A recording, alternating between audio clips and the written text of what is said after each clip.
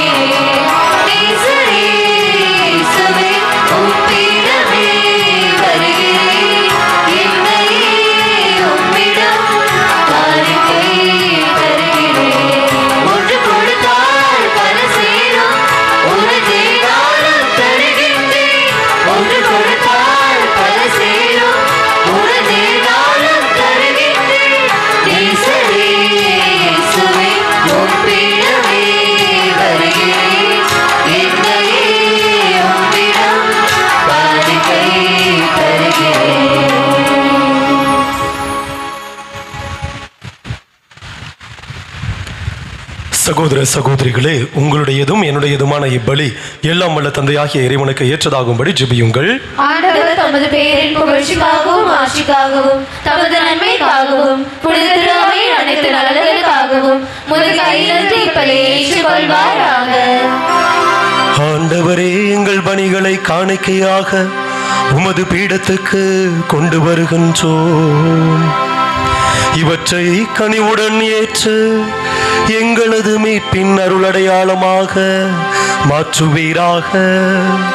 எங்கள் ஆண்டவராகிய கிறிஸ்து வழியாக உம்மை மன்றாடுகின்றோம்.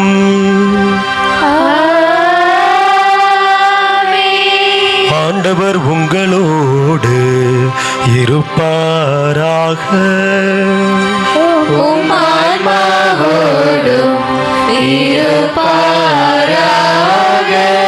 இதயங்களை மேலே எழுப்புங்கள்.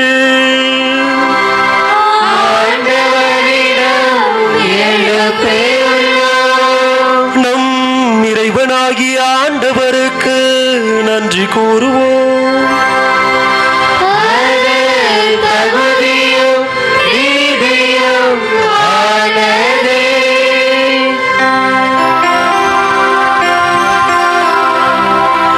ஆண்டவரே, தூயவரான தந்தையே, என்றும் உள்ள எல்லாம் வல்ல இறைவா,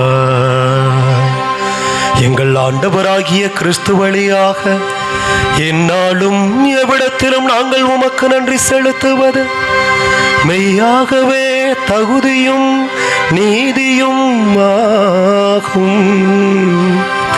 எங்கள் கடமையும் மீட்புக்குரிய செயலுமாகும். தவறிழைத்த எங்கள் மீது கிறிஸ்து இரக்கம் கொண்டு கன்னி மரியாவிடமிருந்து பிறக்க திருவுளமான சிலுவையில் பாடுபட்டு முடிவில்லா சாவிலிருந்து எங்களை விடுவித்தார். இறந்தோரிடமிருந்து உயிர் தெழுந்து நிலை வாழ்வை எங்களுக்கு அருளினார். ஆகவே வானதூதர் முதன்மை வானதூதரோடும் அரியணையில் அமர்வோர் தலைமை தாங்குவோரோடும் வான்படைகளின் அணிகள் அனைத்தோடும் சேர்ந்து நாங்கள் உமது மாட்சியை புகழ்ந்து பாடி முடிவின்றி ஆர்ப்பரித்து பாடுவதாவது: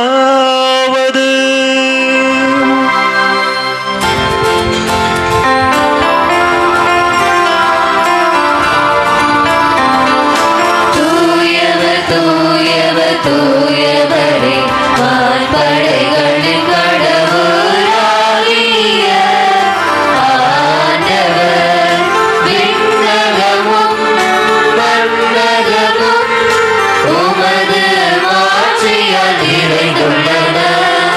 உன்னதங்களிலே ஓசானா, ஆண்டவர் பெயரால் வருகிறவர் ஆசி பெற்றவர்.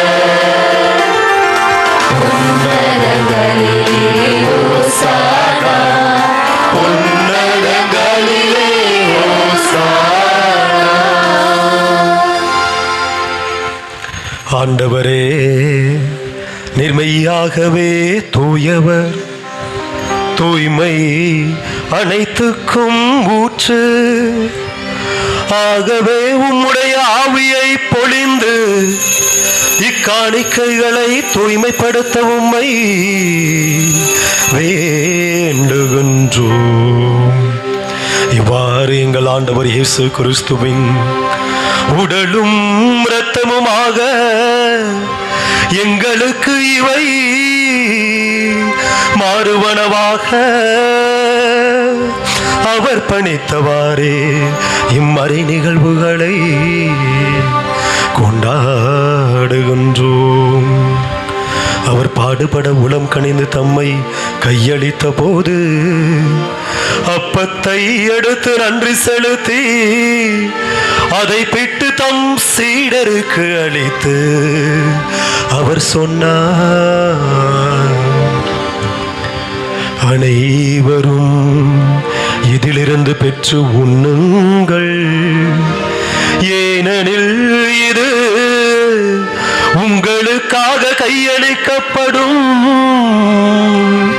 என் உடல்.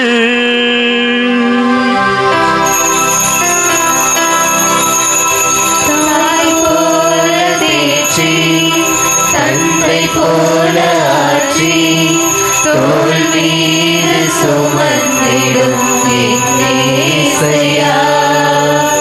தாய் போல தேற்றி தந்தை போல ஆற்றி தோள் மீது சுமந்திடும் இயேசையா.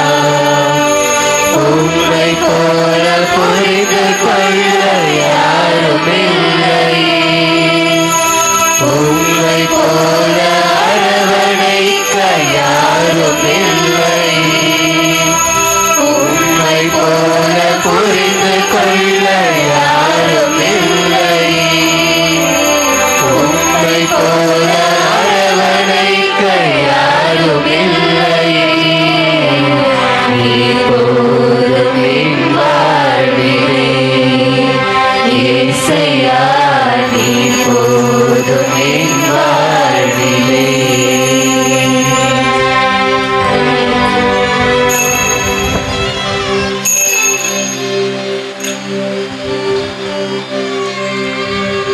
அவண்ணமே இரவு விருந்தை அருந்திய பின் கிண்ணத்தையும் எடுத்து மீண்டும் உமக்கு நன்றி கூறி தம் சீடர்களுக்கு அளித்து அவர் சொன்னார், அனைவரும் இதிலிருந்து பெற்று பருகுங்கள், ஏனெனில் இது புதிய நிலையான உடன்படிக்கைக்குரிய என் இரத்தத்தின் கிண்ணம். இது பாவ மன்னிப்புக்கென்று உங்களுக்காகவும் பலருக்காகவும் சிந்தப்படும். இதை என் நினைவாக செய்யுங்கள், இதை என் நினைவாக செய்யுங்கள், இதை என் நினைவாக செய்யுங்கள். தாய் போல தேற்றி தந்தை போல ஆற்றி தோள் மீது சுமந்திடும் என் இயேசையா.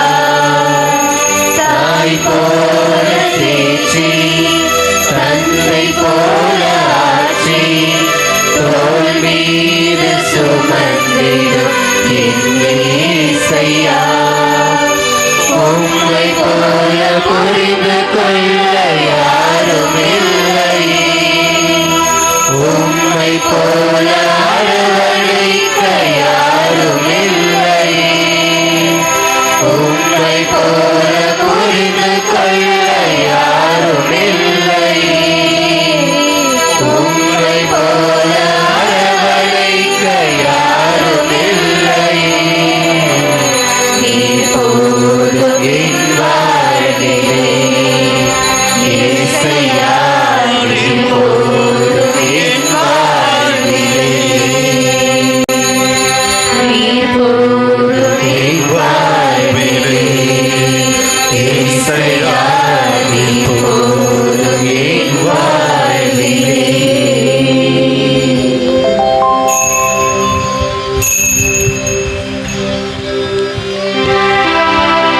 நம்பிக்கையின் மறைபொருள்.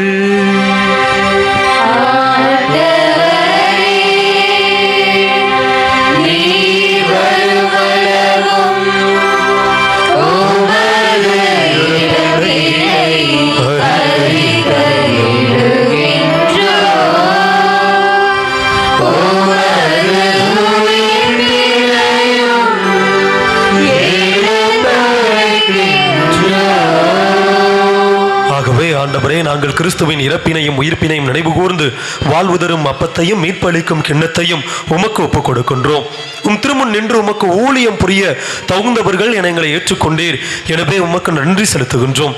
மேலும் கிறிஸ்துவின் உடலிலும் இரத்தத்திலும் பங்கு கொள்ளும் எங்களை தூய ஆவியார் ஒன்று சேர்க்க வேண்டும் என உம்மை தாழ்மையுடன் மன்றாடுகின்றோம். ஆண்டவரே, உலகெங்கும் பரவி இருக்கும் உமது திரு அவையை நினைவு கூர்ந்தருளும். எங்கள் திருத்தந்தை பிரான்சிஸ், எங்கள் பேராயர் ஜார்ஜ், எல்லா திரு நிலையினராகிய அனைவரோடும் உமது திரு அவை அன்பில் நிறைவு பெறச் செய்தருளும். ஆண்டவரே, இந்த புதிய நாளை கொடுத்ததற்காக உமக்கு நன்றி கூறுகின்றோம். கடந்த வாரம் முழுவதும் எங்களை கரம் பிடித்து நடத்தி வந்தமைக்காகவும், அற்புதமான வகையிலே எங்களை பாதுகாத்து வந்தமைக்காகவும், அற்புதமான பல காரியங்களை எங்களுடைய வீடுகளிலே ஆட்சியமைக்காகவும் பணி இடங்களிலே ஆட்சியமைக்காகவும் இறைவா உமக்கு கொடான கோடி நன்றி செலுத்துகின்றோம். ஆண்டவரே, இந்த காணிக்கை பொருட்களோடு பிறக்க இருக்கின்ற இந்த புதிய வாரத்தை உம்முடைய பரிசுத்த கரங்களை ஒப்புக் கொடுக்கின்றோம். இந்த நாளை உம்முடைய கரங்களை ஒப்புக் கொடுக்கின்றோம். ஆண்டவரே, இந்த வாரத்திலே தொடர்ந்து நாங்கள் உம்முடைய அன்பை சுவைக்கவும், அதன் வழியாக எங்களுடைய வாழ்விலே ஏற்பட்டிருக்கின்ற இன்னல்கள், துன்ப துயரங்கள் எல்லாவற்றையும், கூச்சல்கள், குழப்பங்கள் எல்லாவற்றிலிருந்தும், கவலை, கண்ணீர் எல்லாவற்றிலிருந்தும் முழுமையான விடுதலையை நாங்கள் பெற்றுக்கொள்ளவும், எவ்வாறு ஆண்டவரே நீர் அந்த பேய் பிடித்த மகனுக்கு மொழிந்தீரோ, இவனை விட்டு வெளியே போ என்று மொழிந்தீரோ, அதை போல ஆண்டவரே எங்களுடைய வாழ்வினை அடிமையாக்கி கொண்டிருக்கின்ற எல்லா காரியங்களுக்கும் நீர் கட்டளையிட்டு எங்களுக்கு முழுமையான விடுதலையும் சுகத்தையும் நலத்தையும் நீர் தந்துள்வீராக. இன்றைய திருப்பலியை ஒப்புக் கொடுத்து ஜெபிக்கின்ற அனைத்து குடும்பங்களுக்காகவும் ஜெபிக்கின்றோம். இறைவா, அந்த குடும்பங்களை நிறைவாக ஆசீர்வதித்து தூய ஆவியினுடைய வல்லமையினால் ஒவ்வொருவரையும் நிரப்பீராக. ஆண்டவரே, இதோ இந்த இல்லத்திலே கூடி வந்திருக்கின்ற இளைஞர்கள், இளம் பெண்கள் ஒவ்வொருவரையும் உம்முடைய பரிசுத்த ஆவியினுடைய கொடைகளாலும் கனிகளாலும் வரங்களாலும் நிரப்பி ஆண்டவரே அவர்களுக்கு நல்லதொரு வேலை வாய்ப்பினையும் கிடைத்த வேலைக்கேற்ற ஊதியத்தையும் அவர்கள் பெற்றுக்கொள்ளும்படியாக அருள் புரிவீராக. நல்ல வரனை தேடிக்கொண்டிருக்கின்ற ஒவ்வொருவருக்கும் நல்லதொரு மனையாளை நீர் கொடுப்பீராக. குழந்தை பாக்கியத்தை எதிர்பார்த்து காத்துக் கொண்டிருக்கின்ற ஒவ்வொரு தாய்மாருக்கும் ஆண்டவரே நல்லதொரு குழந்தையை கொடுத்து ஆசீர்வதிக்கும்படி ஜெபிக்கின்றோம். இன்னும் மனநோயாலும் உடல் நோயாலும் வரிந்து கொண்டிருக்கின்ற ஒவ்வொருவரையும் நீர் தொட்டு சுகமாக்கி அருளும். மேலும் உயிர்த்தெழும் எதிர்நோக்குடன் துயில் கொள்ளும் எங்கள் சகோதரர் சகோதரிகளையும், குறிப்பாக எங்களுடைய குடும்பங்களில் இறந்து போன அனைத்து ஆன்மாக்களையும், யாரும் நினையாத ஆன்மாக்களையும், உத்தரிக்கிற ஸ்தலத்தில் இருக்கின்ற அனைத்து ஆன்மாக்களையும், இன்னும் இன்றைய திருப்பலியில் நாங்கள் ஒப்புக் கொடுத்து ஜெபிக்கின்ற அனைத்து ஆன்மாக்களையும், இறந்தோர் அனைவரையும் இரக்கத்துடன் நினைவு கூர்ந்து உமது திருமுக ஒளியினுள் ஏற்றருளும். எங்கள் அனைவர் மீதும் இரக்கமாயிரும். கடவுளின் கன்னித்தாயான புனித மரியா, அவருடைய கணவரான புனித யோசேப்பு, புனித திருத்தூதர்கள், எங்கள் பங்கின் பாதுகாவலரான புனித அந்தோணியார், இவ்வுலகில் உமக்கு உகந்தவராய் இருந்தோர் ஆகிய புனிதர் அனைவருடனும் நாங்கள் நிலை வாழ்வில் பங்கு கொள்ளும் தகுதி பெற்று உம் திருமகன் இயேசு கிறிஸ்து வழியாக உம்மை புகழ்ந்தேத்து மரமருள உம்மை மன்றாடுகின்றோம்.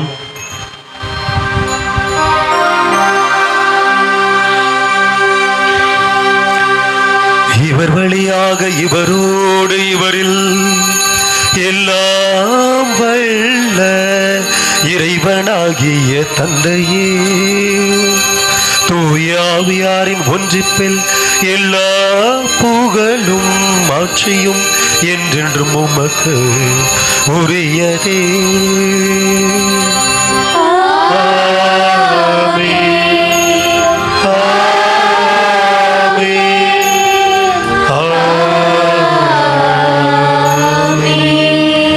மீட்பரின் கட்டளையால் கற்பிக்கப்பட்டு இறை படிப்பினையால் பயிற்சி பெற்று நாம் அனைவரும் இணைந்து ஒரே குரலாக ஜெபிப்போம். விண்ணுலகில் இருக்கின்ற எங்கள் தந்தையே, உமது பெயர் தூயதென போற்றப் பெறுக. உமது ஆட்சி வருக. உமது திருவுளம் விண்ணுலகில் நிறைவேறுவது போல மண்ணுலகிலும் இன்று எங்களுக்கு தாரும். எங்களுக்கு எதிராக குற்றம் செய்வோரை நாங்கள் மன்னிப்பது போல எங்கள் குற்றங்களை மன்னியும். எங்களை சோதனைக்கு உட்படுத்தாதேயும், ஆண்டவரே, தீமை அனைத்திலிருந்தும் எங்களை விடுவித்து எங்கள் வாழ்நாளில் அமைதியை கனிவுடன் அருள உம்மை மன்றாடுகின்றோம். உமது இரக்கத்தின் உதவியால் நாங்கள் பாவத்திலிருந்து, சாத்தானினுடைய சோதனைகளிலிருந்து, மனவேதனைகளிலிருந்து, உடல் நோய்களிலிருந்து எப்போதும் விடுதலை பெற்று யாதொரு கலக்கமும் இன்றி நலமாயிருப்போமாக. நாங்கள் எதிர்நோக்கி இருக்கும் பேரன்பத்துக்காகவும் எம் மீட்பராகிய இயேசு கிறிஸ்துவின் வருகைக்காகவும் காத்திருக்கின்றோம்.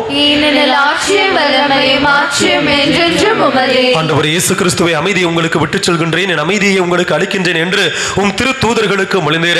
எங்கள் பாவங்களாலும் கவலைகளாலும் கண்ணீராலும் துக்கங்களினாலும் ஏக்கங்களினாலும் எதிர்பார்ப்புகளினாலும் அமைதியை இழந்து தவித்துக் கொண்டிருக்கின்ற பல்வேறு சாத்தானுடைய சோதனைகளினாலும் பல்வேறு அமைதியை இழந்து தவித்துக் கொண்டிருக்கின்ற எங்கள் ஒவ்வொருவருக்கும் ஆண்டவரே எங்களுடைய நம்பிக்கையை கண்ணோக்கி உமது திருவுளத்துக்கு ஏற்ப முழுமையான அமைதியையும் ஒற்றுமையையும் சுகத்தையும் நலத்தையும் நீர் தந்துள்வீராக.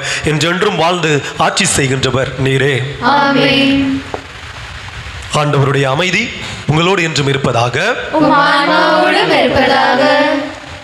இறைவன் தருகின்ற அந்த உன்னதமான அமைதியை ஒருவர் மற்றவர் முகம் பார்த்து, முன்ன பார்த்திருந்த முகமாக இருக்கலாம், இல்லை பார்க்காத முகமாக இருக்கலாம், சண்டை போட்ட முகங்களாக இருக்கலாம், சண்டை போடாத முகங்களாகவும் இருக்கலாம். அந்த முகங்களை பார்த்து மகிழ்ச்சியோடு இறைவன் தருகின்ற அந்த உன்னதமான அமைதியை பகிர்ந்து கொள்வோம். அனைவருக்கும் சமாதானம்.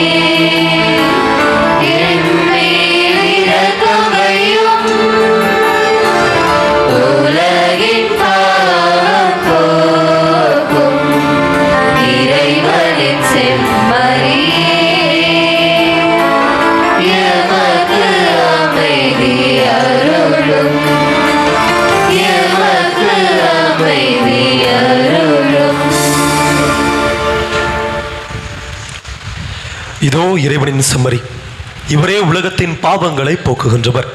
இந்த செம்மறியினுடைய திரு விருந்துக்கு அழைப்பு பெற்ற நாம் அனைவருமே பேறு பெற்றோர். ஆண்டவரே, நீர் என் உள்ளத்தில் வர நான் தகுதியற்றவர். ஆனால் ஒரு வார்த்தை மட்டும் சொல்லியிருந்தோம், எனது ஆன்மா நலமடையும். கிறிஸ்துவின் திரு உடலும் திரு ரத்தமும் நம்மை காத்து நிலைவாழ் அளிப்பதாக. ஆமென்.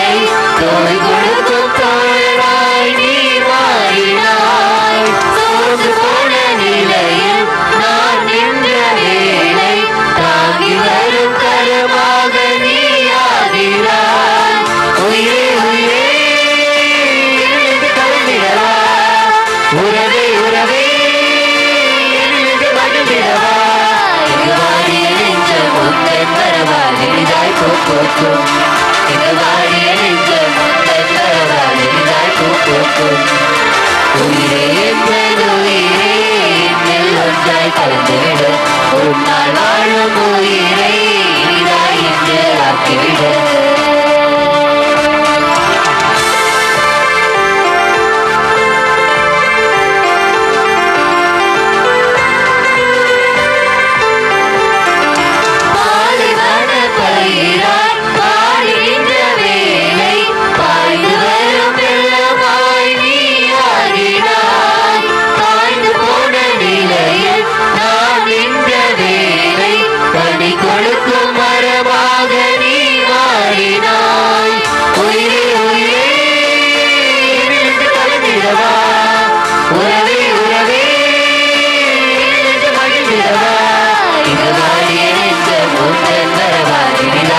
பூக்கும் இங்கு வாடிய நெஞ்சம் உந்தன் வரவால் இனிதாய் பூக்கும் உயிரே எந்தன் உயிரே என்னில் ஒன்றாய் கலந்துவிடு உன்னால் வாழும் உயிரை இனிதாய் என்று ஆக்கிவிடு உயிரே எந்தன் உயிரே என்னில் ஒன்றாய் கலந்துவிடு உன்னால் வாழும் உயிரை இனிதாய் என்று ஆக்கிவிடு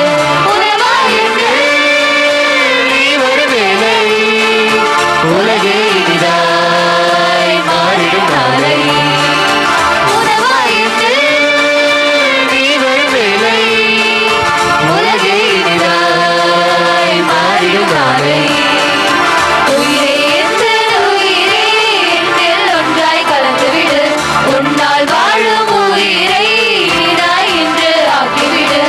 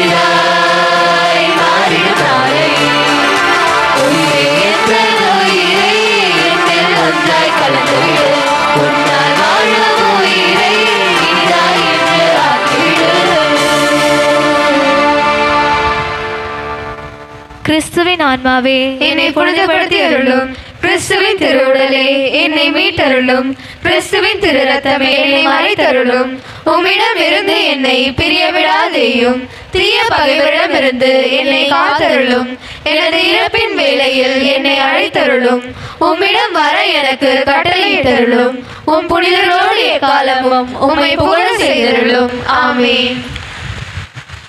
இது அறிவிப்பின் நேரம். திருமண அறிக்கை. நமது பங்கைச் சேர்ந்த தந்தை திரு தேவசகாயம், தாய் திருமதி ஆரோக்கிய ராணி இவர்களின் மகள் டாஃப்னி மார்லின் ஸ்வேதாவுக்கும் பாளையம் கோட்டை மறை மாவட்டம் கருத்த பிள்ளையூர் புனித அந்தோணியார் பங்கைச் சேர்ந்த தந்தை திரு ஜான், தாய் திருமதி மிக்கேலம்மாள் இவர்களின் மகன் அந்தோணி ஆரோக்கியராஜிற்கும் திருமணம் நடைபெற இருக்கின்றது. இது 2வது ஓலை. இந்த திருமணத்தில் ஏதேனும் தடைகள் இருப்பேன் பங்கு தந்தையிடம் வந்து தெரிவிக்க வேண்டியது பங்கு மக்களாகிய நம் ஒவ்வொருவருடைய கடமை. இன்று பொதுக்காலம் 4ஆம் ஞாயிறை நாம் சிறப்பான விதத்திலே கொண்டாடி மகிழ்ந்து கொண்டிருக்கின்றோம். வருகின்ற புதன்கிழமை 31/1/2024 அன்று புனித ஜான் போஸ்கோவினுடைய விழாவை கொண்டாடுகின்றோம். வருகின்ற வெள்ளிக்கிழமை 2/2/2024 அன்று ஆண்டவரை காணிக்கையாக அர்ப்பணித்த விழாவை நம்முடைய தாய் திருச்சபையானது கொண்டாடுகின்றது. அது மட்டுமல்லாமல் அன்று மாதத்தின் முதல் வெள்ளிக்கிழமை. எனவே நம்முடைய பங்கில காலை வழக்கம் போல 6:30 மணி திருப்பலியும், மாலையிலே 5:45 மணிக்கு ஜெபமாலையும், அதனைத் தொடர்ந்து திருப்பலியும் நற்கருணை ஆசீரும் நம்முடைய பங்கு ஆலயத்திலே வழங்கப்படும். எனவே அன்றைய தினத்தில் அந்த திருப்பலியிலே பங்கு கொண்டு ஆசீரை பெற்றுக்கொள்ள உங்களை அன்போடு அழைக்கின்றோம். மேலுமாக வருகின்ற 3/2/2024 அன்று மாதத்தின் முதல் சனிக்கிழமை. எனவே காலை 6:30 மணிக்கு வழக்கம் போல் திருப்பலியும், மாலை 5:45 மணிக்கு ஜெபமாலையும், அன்னையினுடைய திருத்தேர் பவனியும், அதனைத் தொடர்ந்து அதனைத் தொடர்ந்து திருப்பலியும் அதனைத் தொடர்ந்து நற்கருணை ஆசீரும் நம்முடைய பங்காலயத்தில் வழங்கப்படும். எனவே அன்றைய திருப்பலியிலும் கலந்து கொண்டு ஜெபிக்க உங்களை அன்போடு அழைக்கின்றோம்.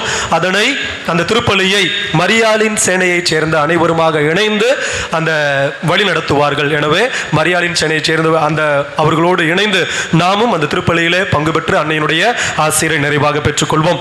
அடுத்த வாரம் நம்முடைய பங்குல, அதாவது 4ஆம் தேதி, வருகின்ற 4ஆம் தேதி ஞாயிற்றுக்கிழமை நம் பங்கில் யூபிலி கிபி 2025ஆம் ஆண்டு, ஜூபிலி இயர் 2025ஆம் ஆண்டை நம்முடைய பங்கிலே ஆரம்பிக்கவிருக்கிறோம். எனவே அன்று சிறப்பு திருப்பலியானது நடைபெற இருக்கும். அது மட்டுமல்லாமல் இந்த ஆண்டை நம்முடைய திருத்தந்தை அவர்கள் எதிர்நோக்கின் திருப்பயணிகள் ஆண்டாக அறிவித்திருக்கின்றார். என்ன ஆண்டு? எதிர்நோக்கின் திருப்பயணிகள். திருப்பயணினா நம்ம எல்லாருக்குமே தெரியும். சாதாரண பயணிகள் வேற, திருப்பயணிகள்ன்றது வேற. திருப்பயணிகள் யாரை நோக்கிய பயணம்? கடவுளை நோக்கிய பயணம், மாதாவை நோக்கிய பயணமா இருக்கலாம். கடவுளை நோக்கிய பயணம் எல்லாமே திருப்பயணி. ஓகேங்களா?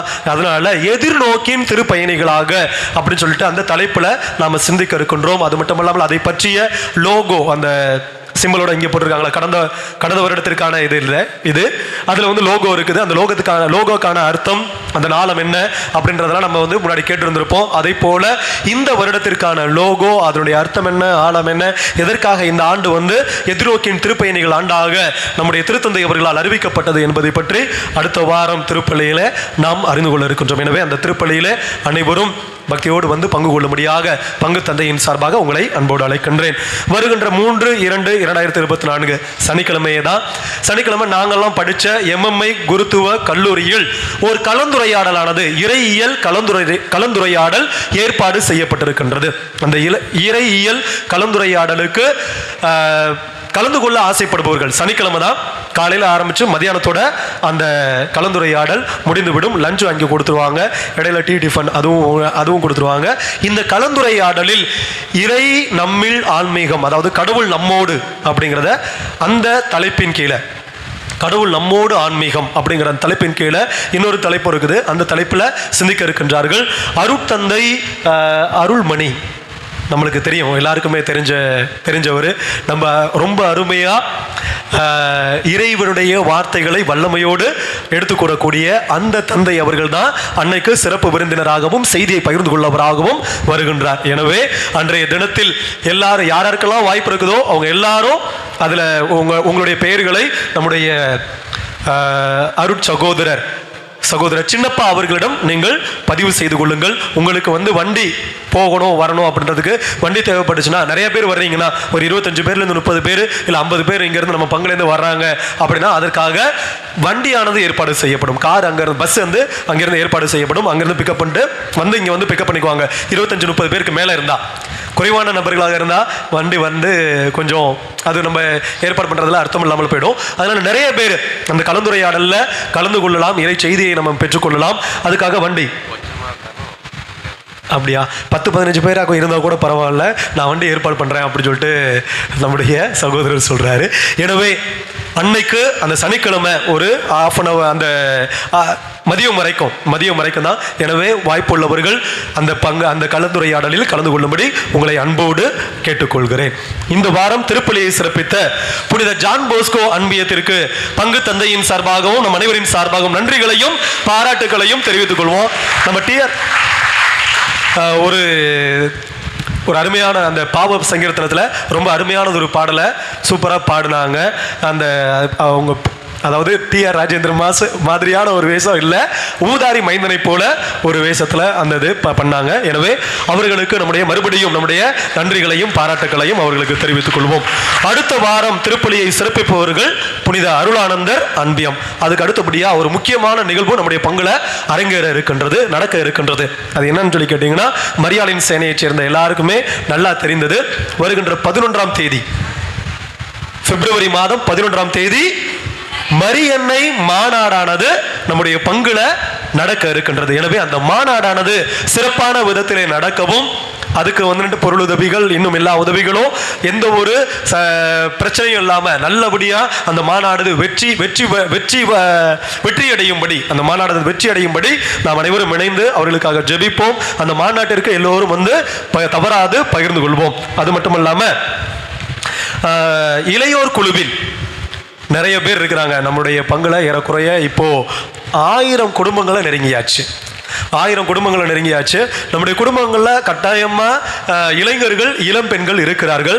நிறைய பேர் பல்வேறு காரணமாக அந்த குழுவில் சேருவதற்கு மறுப்பு தெரிவித்துக் கொண்டிருக்கிறீங்க. இல்லைன்னா அது தெரியுதா தெரியலான்னு தெரியல. இந்த குழுவானது இங்க நம்ம பங்குல இளையோர் குழுவானது செயல்பட்டு கொண்டிருக்கின்றது. இளைஞர்களுக்கான, இளம் பெண்களுக்கான இளையோர் குழுவானது செயல்பட்டு கொண்டிருக்கின்றது. எனவே ஆர்வம் மிக்கவர்கள் ஓகேங்களா, விருப்பப்படுறவங்க எல்லாரும் தங்களுடைய பெயர்களை பதிவு செய்து கொண்டு அந்த இளைஞர்கள் குழுவில், இளம் பெண்கள் குழுவில் சேர்ந்து கொண்டு நம்முடைய திருச்சபைக்கு உதவும்படி, திருச்சபைக்கு, அகில உலக திருச்சபைக்கும் சரி, நம்மளுடைய மதுரவாயல் திருச்சபைக்கும் சரி உதவும்படி பங்கு தந்தையின் சார்பாக, பங்கு பேரவையின் சார்பாக கேட்டுக்கொள்கிறோம். யாரெல்லாம் விருப்பப்படுறீங்களோ அவங்க அந்த பங்கு இளையோர் குழுவில் சேர்ந்து கொள்ளுங்கள். அடுத்து இன்னொரு விஷயம், நம்முடைய பங்கு இளைஞர்கள் பல்வேறு நல பணிகளை செய்து கொண்டிருக்கின்றார்கள். பங்குக்கு மட்டுமல்லாமல் வெளியில உணவில்லாமல் வருந்தி கொண்டிருக்கின்ற ஒவ்வொருவருக்கும் ஒவ்வொரு ஞாயிற்றுக்கிழமையும் தங்களால் இயன்ற உதவியை செய்து கொண்டிருக்கின்றார்கள். அந்த பிரிஞ்சு சாப்பாடுன்னு நினைக்கிறேன், ஒரு அந்த நம்முடைய மாணவர்கள், நம்முடைய இளைஞர்கள் யாரும் பிரிஞ்சு சாப்பாடு ஒருத்தர் 30 ரூபா, இல்லைன்னா இரண்டு சாப்பாட்டுக்கு 3 சாப்பாட்டுக்குன்னு சொல்லிட்டு தங்களுடைய பணத்தை அவங்க போட்டு ஒரு 50 சாப்பாடு அல்லது 100 சாப்பாடுன்னு சொல்லி தயாரித்து அந்த உணவை எடுத்துக்கொண்டு பல்வேறு இடங்களுக்கு யாரெல்லாம் உணவில்லாமல் தவித்துக் கொண்டிருக்கிறார்களோ அவங்களுக்கு என்ன, கண்டிப்பா யாரெல்லாம் உணவில்லாமல் தவித்துக் கொண்டிருக்கின்றார்களோ அவர்களை தேடி சென்று அவர்களுக்கு அந்த உணவை கொடுத்து பகிர்ந்து கொண்டு வந்து கொண்டிருக்கின்றார்கள். எனவே அவர்களை நாம் அனைவரின் சார்பாக, உங்க எல்லாருடைய சார்பாகவும் அவர்களை வாழ்த்துவோம். இன்னும் அந்த பணியானது பல்வேறு மக்களுக்கு சென்றடைய வேண்டும். வருந்தி கொண்டிருக்கின்ற, உடல் நோய்களால் வருந்தி கொண்டிருக்கின்ற, எங்கேயும் போயிட்டு யார்கிட்டையும் கேட்க முடியாமல் தவித்துக் கொண்டிருக்கின்ற ஒவ்வொருவருக்கும் அது சென்றடைய வேண்டும் என்பது அவருடைய ஆசை, என்னுடைய ஆசையும் கூட. எனவே நம்மளால முடிஞ்ச உதவியை, ஒருவேளை முடிஞ்சா அவர்களுக்கு உதவி செய்வோம். அது 500 இருக்கலாம், 100 இருக்கலாம், 200 இருக்கலாம். அது மாதிரியான உதவிகளை நம்முடைய இளைஞர்கள் குழுவுக்கும் நாம் செய்வோம். அவர்கள் தொடர்ந்து இந்த நல்ல பணியினை ஆற்ற. ஏன்னா ஊக்குவிக்காம ஒருவரால ஊக்கு கூட விற்க முடியாது அப்படிம்பாங்க. ஊக்குவிக்காம ஒருவரால ஊக்கு கூட விற்க முடியாது. ஊக்குன்றது நிறைய பேருக்கு தெரியும், சேஃப்டி பின்ஸ் இல்லையா, சேஃப்டி பின். ஊக்குவிக்காமல் ஒருவரால் ஊக்கு கூட விற்க முடியாது. எனவே இந்த நல்ல பணியை தொடர்ந்து நடைபெற நாம் அனைவரும் சேர்ந்து அவர்களை ஊக்குவிப்போம். அனைவரும் எழுந்து நின்று இறைவனுக்கு நன்றி கூறி இறை ஆசிரியரை பெற்றுக்கொள்வோம். அதற்கு முன்பாக நம்முடைய புனிதரை பற்றி சில வார்த்தைகள். அப்படி கொஞ்சம் உட்காருவோம், ஒரே ஒரு நிமிஷம். புனித ஜான் போஸ்கோ வட இத்தாலியில் உள்ள பெக்கி என்ற சிறிய கிராமத்தில் 1814ஆம் ஆண்டு பிறந்தார். 1841ஆம் ஆண்டு ஜான் போஸ்கோ குருவாக திருநிலைப்படுத்தப்பட்டார். இவர் குருவாக மாறிய பிறகு செய்த முதல் காரியம் சிறைச்சாலையில் இருந்த கைதிகளை, அதுவும் குறைந்த வயதில் இருந்த கைதிகளை சந்தித்து அவர்களை ஆற்றுப்படுத்தியதுதான். இவர் இளைஞர்களை நல்வழிக்கு கொண்டு வர திட்டம் தீட்டினார். பல்வேறு கதைகள், அறிவுரைகள் சொல்லி அந்த கதைகள், அறிவுரைகள் இடையிடையே விவிலியத்திலிருந்தும் நல்ல நல்ல கருத்துக்களை சொல்லி கொடுத்து அவர்களை நல்வழிப்படுத்தினார். இவர் 1874ஆம் ஆண்டு சலேசிய சபையை தோற்றுவித்தார். இது இன்றைக்கு பல நாடுகளிலும் பறந்து விரிந்து பற்பல பணிகளை செய்து கொண்டிருக்கிறது என்பதை நாம் அறிவோம். டொன்போஸ்கோ புனித மரிய மசரெல்லா என்பவரோடு இணைந்து பெண்களுக்கான கிறிஸ்தவர்களின் சகாய அன்னையின் புதல்வியர்கள் என்ற சபையையும் தோற்றுவித்தார். அதை போன்று 1876ஆம் ஆண்டு பொது நிலையினருக்கும் ஒரு சபையை தோற்றுவித்து அதன் வழியாக சிறப்பான ஒரு பணியை செய்தார். இப்படியாக அவர் ஏழைகளுக்காக, இளைஞர்களுக்காக தன்னுடைய வாழ்வு முழுவதையும் அர்ப்பணித்தார். அப்படிப்பட்டவர் 1888ஆம் ஆண்டு ஜனவரி 31ஆம் நாள் தன்னுடைய 72வது வயதில் இறைவனடி சேர்ந்தார். 1934ஆம் ஆண்டு திருத்தந்தை 11ஆம் பத்திநாதர் அவர்களால் புனிதராக உயர்த்தப்பட்டார். அன்பிற்குரியவர்களே, ஒரு சின்ன வேண்டுகோள் என்னென்னா, அந்த கலந்துரையாடலில் ஓகேங்களா, இறையியல் கலந்துரையாடலில் கலந்து கொள்ள விருப்பம் உள்ளவர்கள் இன்றைக்கு நீங்கள் வந்துட்டு எவ்வளோ பேர் வருவீங்க அப்படின்னு சொல்லி தெரிஞ்சுன்னா அந்த வண்டி ஏற்பாடு பண்ணுவதற்கு நன்றாக இருக்கும். எனவே யாரெல்லாம் கலந்து கொள்ள விருப்பம் உள்ளவர்களாக இருக்கின்றீர்களோ தயவுசெய்து நம்முடைய அருட்சகோதரர் சின்னப்பா அவர்களை பார்க்கும்படி கேட்டுக்கொள்கின்றேன். இறை நம்மில் ஆன்மீகம் ஜப வாழ்வில் இன்றைய திரு அவையும் அதன் முக்கியத்துவமும். ஜப வாழ்வில் இன்றைய திரு அவையும் அதன் முக்கியத்துவமும் அப்படிங்கிற தலைப்பில் தான் அருட்தந்தை அருள்மணி அவர்கள் தன்னுடைய செய்தியை பகிர்ந்து கொள்ள இருக்கின்றார். அனைவரும் எழுந்து நின்று இறைவனுக்கு நன்றி கூறுவோம்.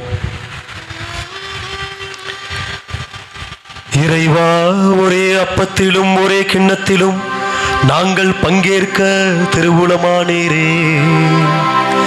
அதனால் கிறிஸ்துவுக்குள் நாங்கள் ஒன்றிணைக்க பெற்று உலகின் மீட்புக்காக நற்கனி தந்து மகிழ்ந்து வாழ எங்களுக்கு அருள் புரிவீராக. எங்கள் ஆண்டவராகிய கிறிஸ்து வழியாக உம்மை மன்றாடுகின்றோம். ஆண்டவர் உங்களோடு இருப்பாராக.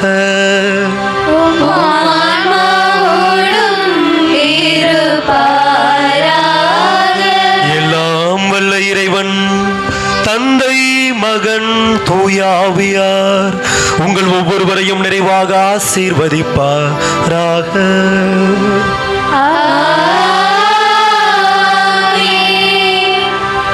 சென்று வாழுவோம், வாழ்க்கை வழி தொடர்கின்றது.